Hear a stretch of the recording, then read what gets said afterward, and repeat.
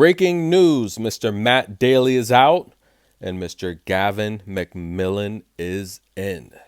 As always, this coverage is brought to you via the Doctrine of Fair Use, the Fair Dealing, and the Digital Millennium Mac. Grab some popcorn, folks. Pull up a chair. We have a lot to discuss. Now, before we go any further, just want to say, Mr. Matt Daly, I think he did an amazing job with Coco. He's known as a grip specialist, and the breaking news today is he's no longer with Coco's camp. They parted ways, and Coco is now working with Mr. Gavin MacMillan, who is Sabalenka's former biomechanics coach. And I've been saying this for a long time, at least the last 2.5 years now, when the double faults really became an issue, that she needs to go get Gavin. That's right, guys. We saw the improvements he did to Sabalenka's serve. At one time, a stretch there, 4 years ago, Sabalenka was nicknamed Double Fault Alina, the double fault queen. She had a stretch there during the first quarter of the season where she was averaging double-digit double faults. When I say double-digit, I mean like in the 20s. It was very bad. But she's always been a high-risk, high-reward type of player.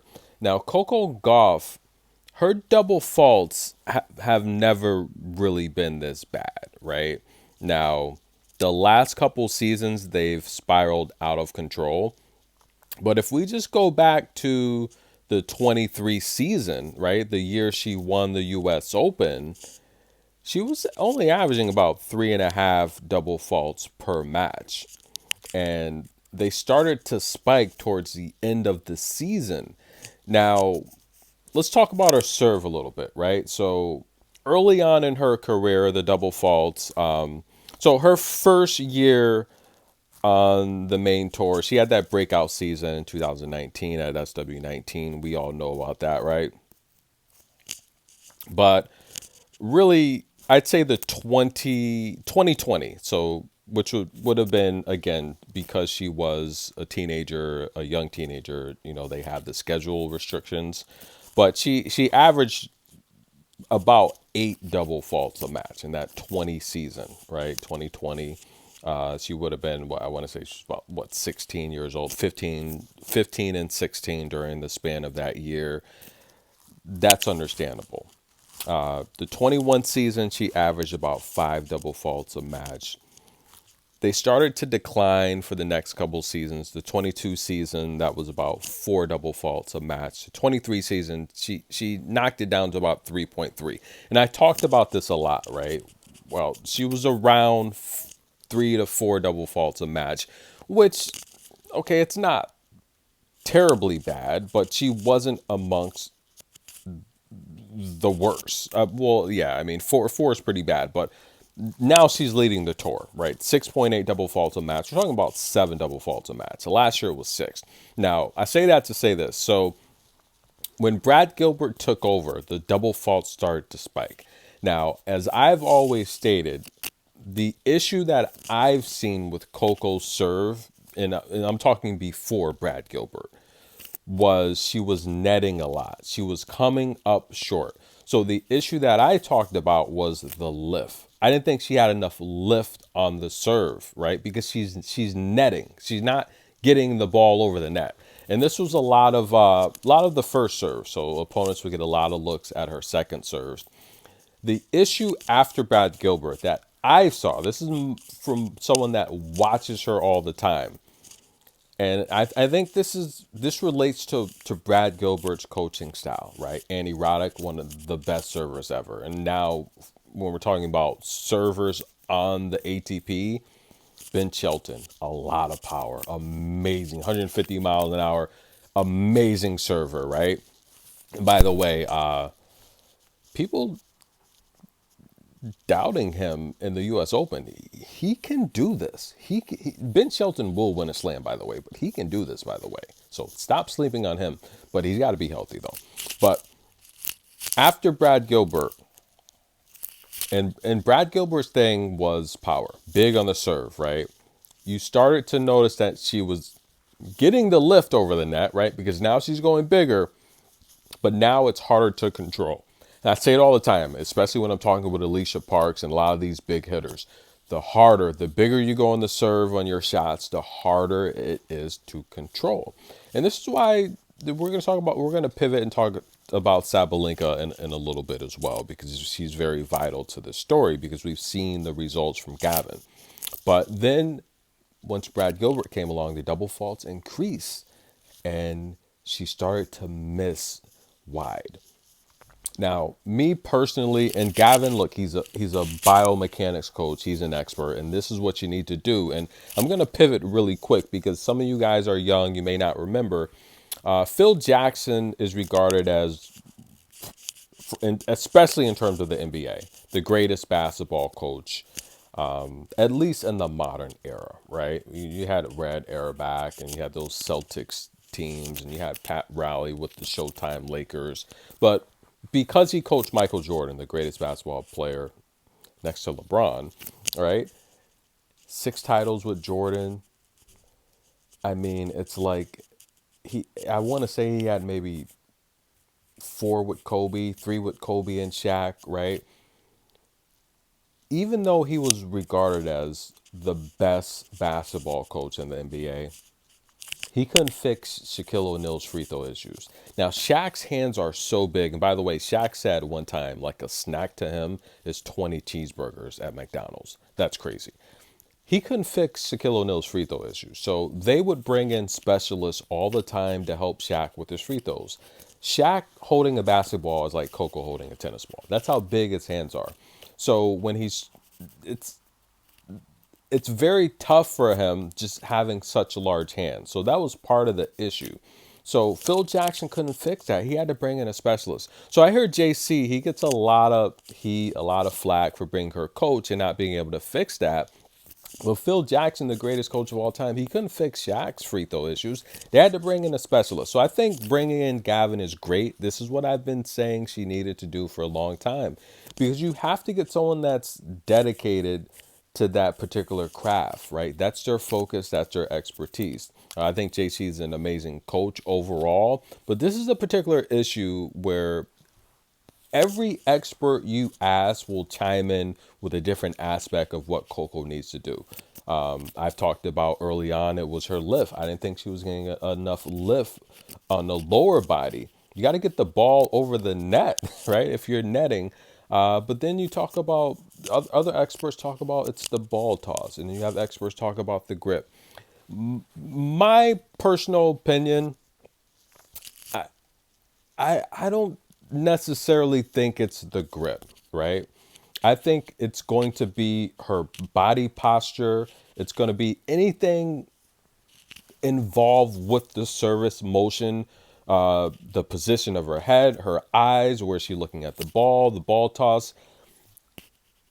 In terms of the actual grip, and again, I'm going to leave this up to Gavin, but I think if you take a look at someone like Katerina Senyakova, she's regarded as having the worst service motion on tour, but she's been very successful on tour, right? And being an athlete myself, I'm going to tell you, like, take a look. I talk about a lot about Sean Marion, right? He played for the Phoenix Suns and the Dallas Mavericks.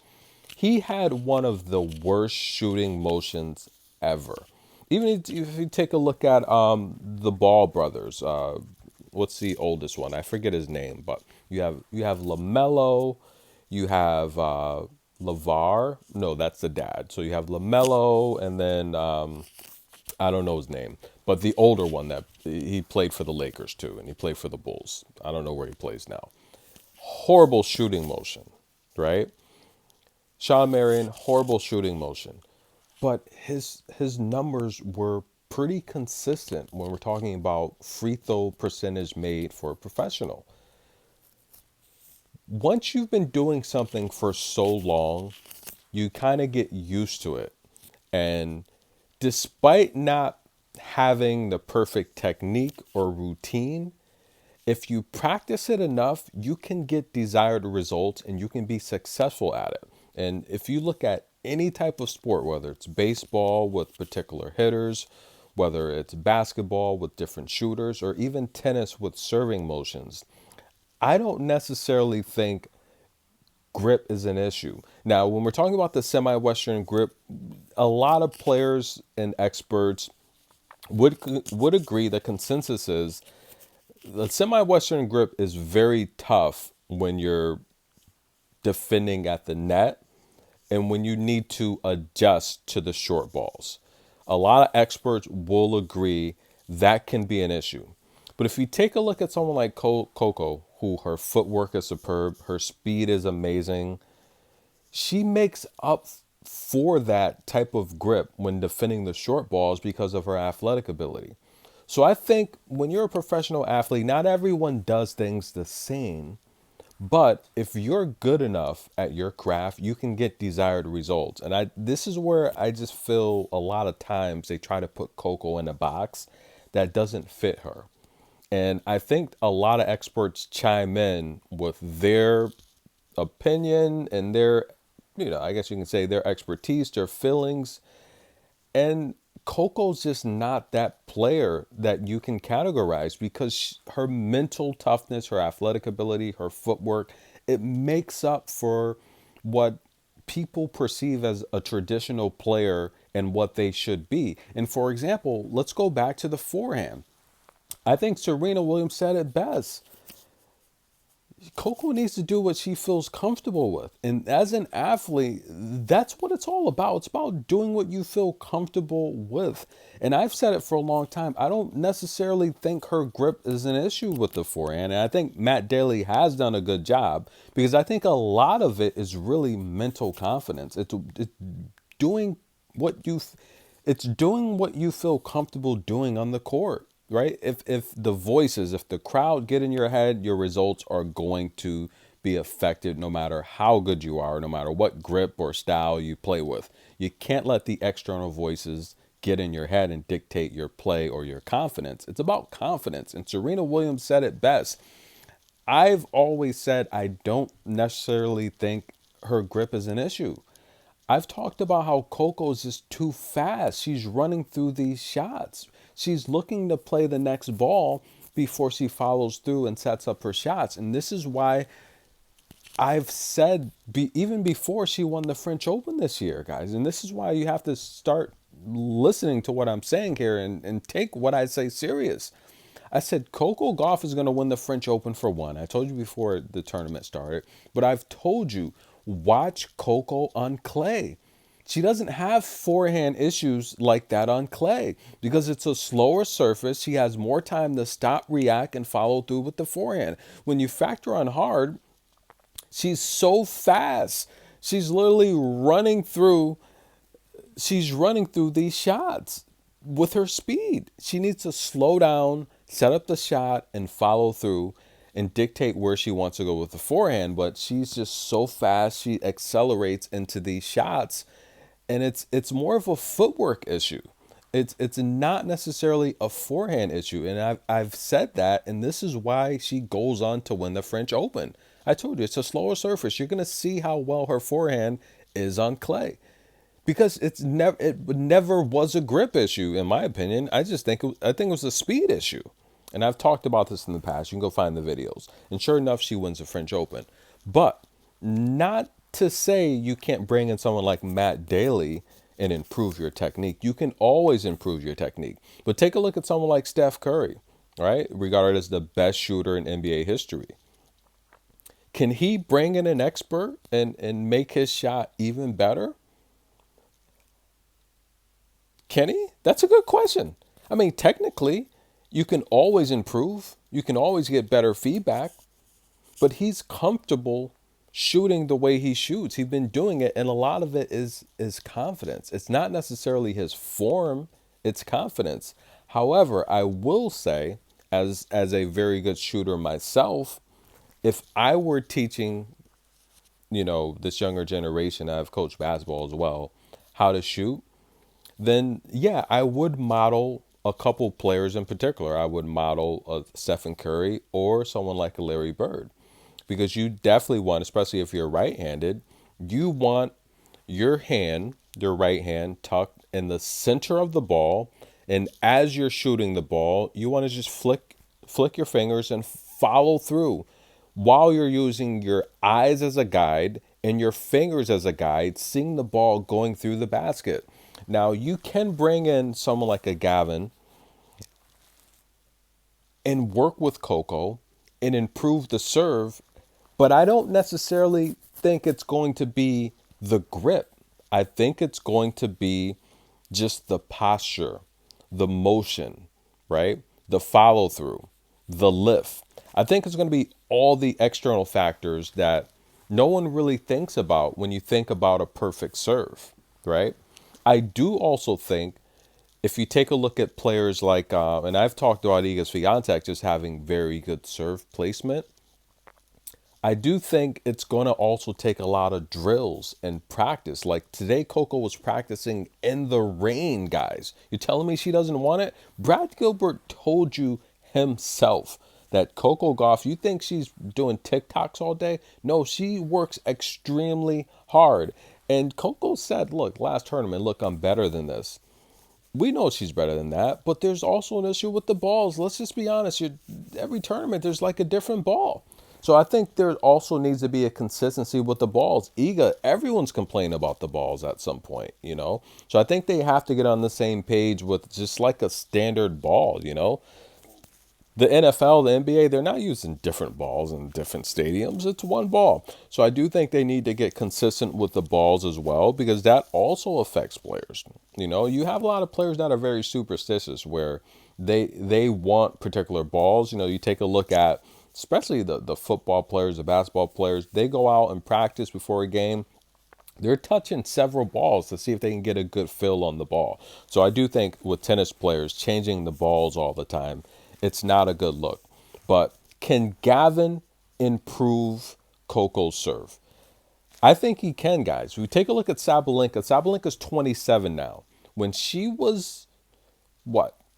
I want to say it was 4 years ago, right? 4 years ago when she had that stretch, 21 season, if I'm not mistaken. 21, she had that stretch where she was getting ridiculed. She was getting ridiculed. And they were just destroying her, the comments, the ridicule. It was just so disrespectful, right? She did something about it. Now, I do feel that I think JC's a good coach overall. I think he gives her the confidence that she needs. He's a good cheerleader. But I think this is one aspect where he probably does need to take a step back and let Gavin do his thing. We saw Sabalenka reach #1 on the world tour after she fixed her serve, right? She didn't have, now she did win a couple double slams with Elisa Mertens, right? Who I thought they were besties, but I don't know what happened there.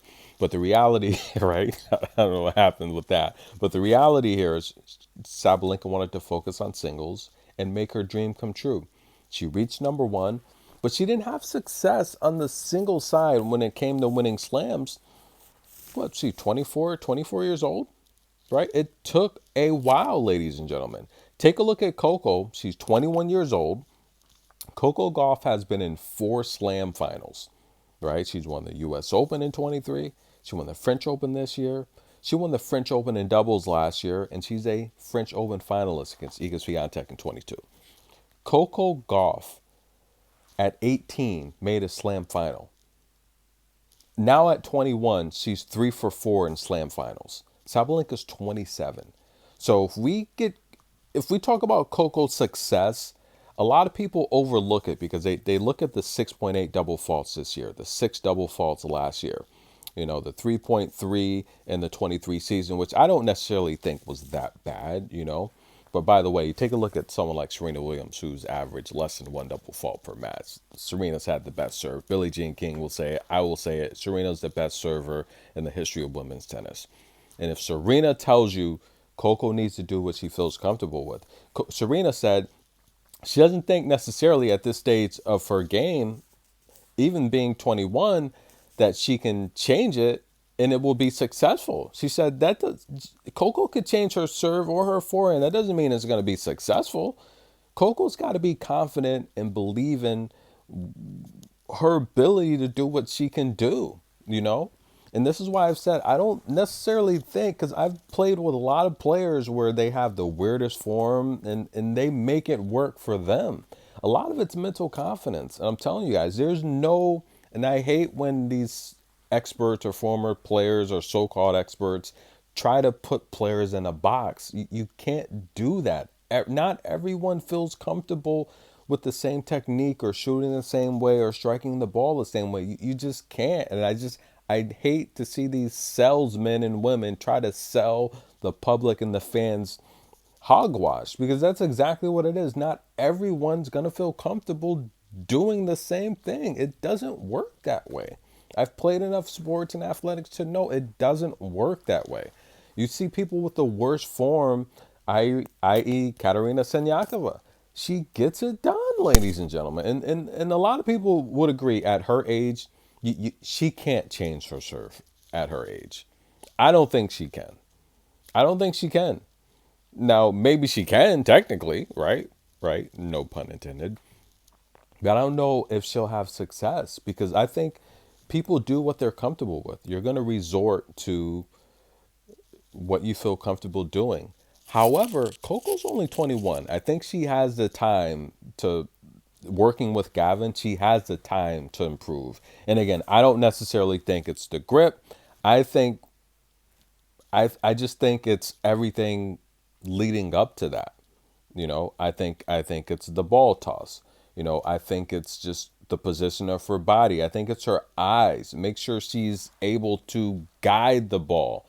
I think it's just a lot of things. I think it's a lot of small things that are combining into one big issue. But I also think it's situational serving. I think she's going big too often.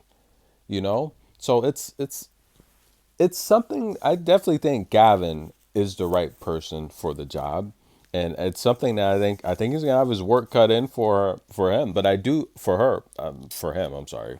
I'm excited. I think Gavin's going to have his work cut out for him. But I also think this. I think Coco averaging 6.8 double faults now. If we factor in headed towards the end of the season, she's going to be in Saudi Arabia for sure, because she won the French Open. I think from now to the end of the season, I'm going to count her double faults in particular to see how many she averages from now to the end of the season with him in her camp. I think it'll be under four. I think he can cut that number by about 40%. Nearly in half, if that. Might even be able to cut it to 3.5 or lower. So, I think so. But again, Gavin MacMillan is the guy. He's a biomechanics specialist. He's worked with Arena Sabalenka. He got her to where she needs to be. And I think Coco has the right person in her camp. It's unfortunate she got rid of Matt Daly, because I thought he was a great guy. I thought he helped with the forehand. I really think he did. But again, I think a lot of that was because when I watch Coco now, she's striking the forehand a lot more defensively. She's not really, she does attack with it, but not as much. She's really setting up the backhand. She's counterpunching. She's playing defense. But I do see her slowing down, focusing on the forehand, which tells me that it wasn't necessarily the grip. She's just playing more patient. She's being more disciplined. She's taking her time. She's acknowledging her footwork. She's slowing down. She's concentrating on the shot. Whereas before, she was just running through those forehands with her speed, anticipating the next defensive shot. So again, I feel bad for Matt Daly. It's at this point of the season, the U.S. Open, the biggest slam, and I say it all the time. The U.S. Open is the biggest slam. It's bigger than Wimbledon. To be fired at this point of the season is tough. Everyone's planning to have a ball in New York, at the biggest stage.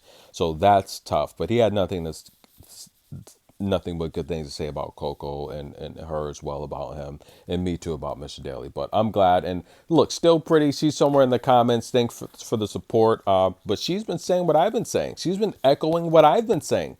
Look, you got to bring in Gavin. I've been saying this for the last 2.5 years. You got to bring in Gavin. Fix the biomechanics. Take a look at, see what he can do, and again, like I said, before Brad Gilbert, she was netting a lot. She didn't have the lift. And overall, I still think, I like what Lindsay says. I like Lindsay.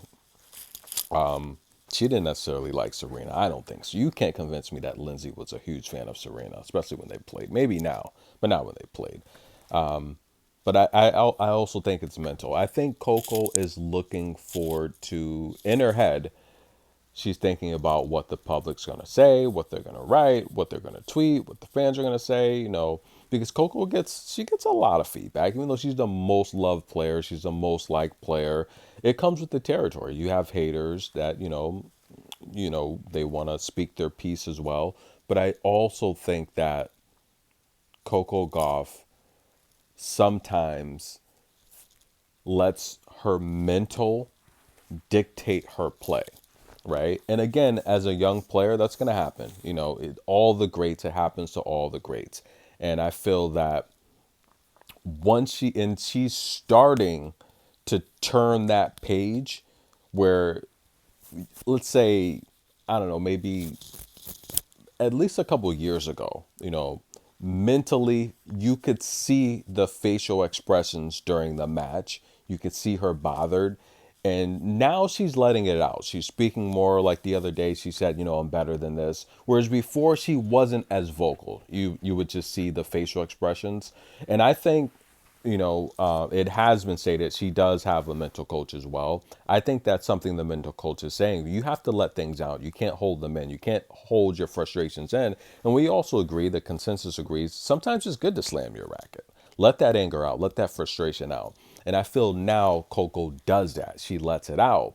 And this is how we know she's one of the toughest players mentally, because off the court, she gets so much love, but she also gets more criticism than anyone else because she's been so good for so long. Everyone expects her to win every slam in every tournament. But the reality is, she doesn't win every tournament. We know that. No one does. But she still has had the best season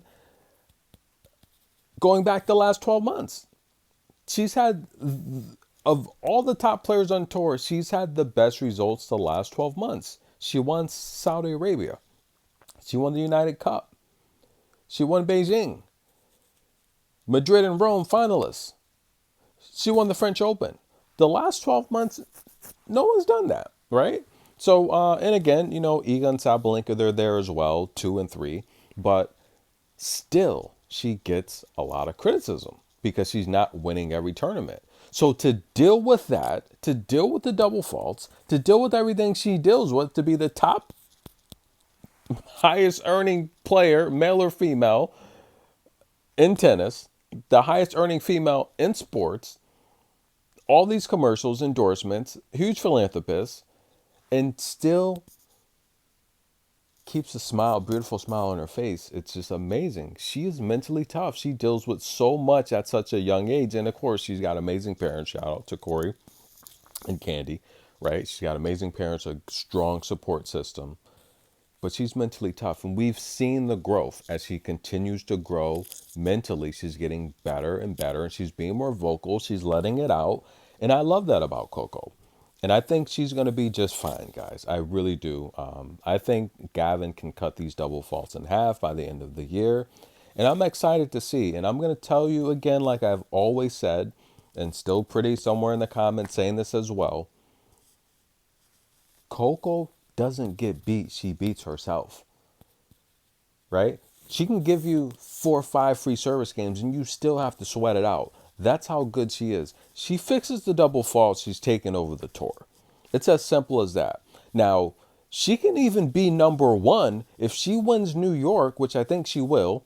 And Sabalenka, let's say Sabalenka's bounced out. I don't think Sabalenka's in great form, by the way. If she's bounced out before the round of 16, Coco wins the U.S. Open, she'll be number 1. Simple as that. Even if she faces Iga in the final, right, she'll still be number 1 because she's only 56 points behind Iga. So if Sabalenka's bounced out early, Coco wins New York, she'll be number 1 in the world. Just like that. Just hanging around. Coco just hanging around. You know what I mean? So it's amazing how Coco's always in the mix. And remember, guys, before Iga Swiatek, or should I say, before Sabalenka won New York last year, Coco was the most consistent player going back the previous 12 months when it came to slams. Most consistent player of the last 12 months on tour, despite leading the tour in double faults. I'm telling you guys, Coco's going to be a problem. I'm excited. Gavin's in the house. Yeah, some flashbacks of the French Open. Yeah, let's build new memories, right? Let's see what happens here in New York, guys. Mixed doubles, really quick. Look, I don't like the format. It feels like an exhibition. 4 games, I think that's a joke. And you have some really good doubles players that really count on that mixed doubles opportunity. I've always thought of mixed doubles as a treat. Late first week, second week, where the players are off on a rest day, tune into some mixed doubles. And look, this is what fan week, so everything's free for the most part. So I just think they're depriving the fans of really good tennis and a lot of players that rely on that opportunity to make money as well. A lot of players are struggling out there on tour as well. If you're not winning these big tournaments, these 500s or masters or slams, you're really not making money on tour unless you have a sponsor or a big endorsement deal. So I think it's depriving players as well. So I don't really like the mixed doubles format. But stay tuned, guys. I think Gavin's going to do great things. We have a lot to come. Cleveland, Monterey, a lot of rain on the East Coast. So hopefully it doesn't affect New York next week. Tennis in a minute. Coco Gauff.